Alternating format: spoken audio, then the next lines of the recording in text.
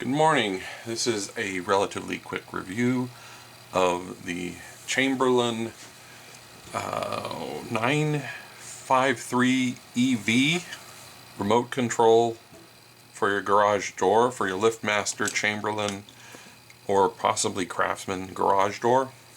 It is supposed to replace the 373LM. This one will work with Security Plus and Security 2 Plus. This one works with it. Supports multiple frequencies. I believe it's like 315 megahertz to 390 megahertz. I won't go into programming it or anything like that. There's all sorts of videos on YouTube about programming it. The instructions that come with it are quite clear. It's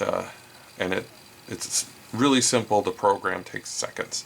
I'm more going to talk about its supposed range that it claims.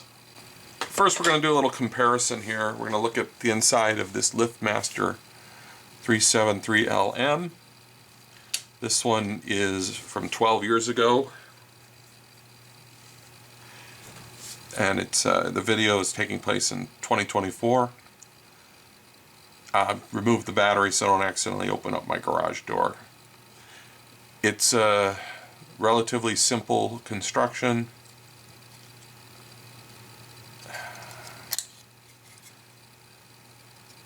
There's a chip on the back that is basically what controls the whole thing. It transmits on, this one transmits on 315 megahertz, plus or minus 10%. It has 3 different buttons that can control 3 different devices, either 3 different doors, or you can program one to control the light. Mine, I was having some weird range issues, which I'll go over in another video. I adjusted this right here because I used my SDR radio. I have one of these, and I just tuned it into 315 megahertz and pressed the buttons and saw where it was transmitting. And I had looked up the FCC information on this unit and found that it was supposed to transmit.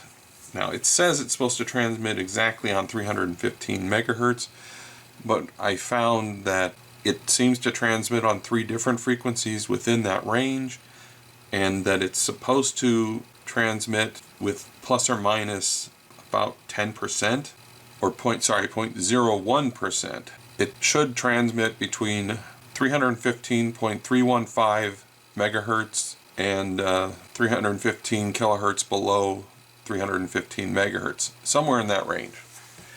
Mine was transmitting at 315.5 megahertz when you pressed the large button. I used my SDR to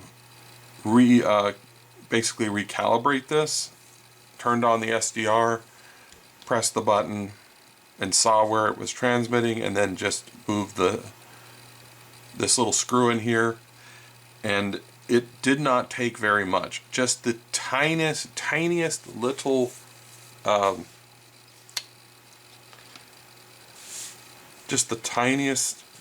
little nudge, left or right, would change the frequency dramatically. So I would not advise that you try to touch that or mess with it without some kind of visual clue as to what you're doing. You'll throw it way off, like as much as a megahertz off, and then it won't work at all. But once I got it pretty close to 315 megahertz, I also checked, and each of these buttons transmits on a slightly different frequency. And the problem is that it varied. If you press the button and held it, which by the way you're not really supposed to do, shouldn't need to, just once should be enough.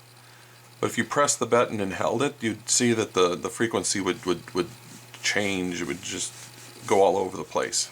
But as long as it remains within that 0.01%, it should work with your garage door. Now, this one, and by the way, my garage door has a problem, or garage door opener did have a problem, but I'm going to go over in another video. But before it had a problem, this thing would only transmit up to about 60 feet. Now it transmits about, let's say, 135 feet. This one is brand new, and it has no adjustment. It just has this one circuit board on it, or a integrated circuit chip. It still does the exact same function, it just works with more frequencies. It claims on their website, on the Amazon listing and on their website, this claims that it can transmit up to 1,500 feet. That's a very long distance. That's before you can even see your house in some cases. I could not get that range at all. Before I fixed my garage door, which I bought this because I thought maybe these were getting old and this would fix the issue because it transmits further, found that it did not transmit any further. If anything, it was exactly the same as this one. One thing I will tell you is that on this board there is a trace that runs around the edge. I believe this is the antenna, and it doesn't have to be. You can use it in any orientation, but you probably would have better luck if you turned the device sideways and did not hold it in your hand. You just, hit the button like that. You might get a little bit better transmit, and if you hold it below the roof line of your vehicle, because the roof line of your vehicle will block the signal. I was able to get a maximum of about, I think it was 154 feet, which was like in front of my neighbor's house. So that's pretty good. That's a lot better than it was. The actual issue was not the remotes. It was the garage door opener itself. Anyways, yes, it works. Yes, it does work, in my experience, up to 154 feet. I could not get it to work past that. So anyways, thanks for watching.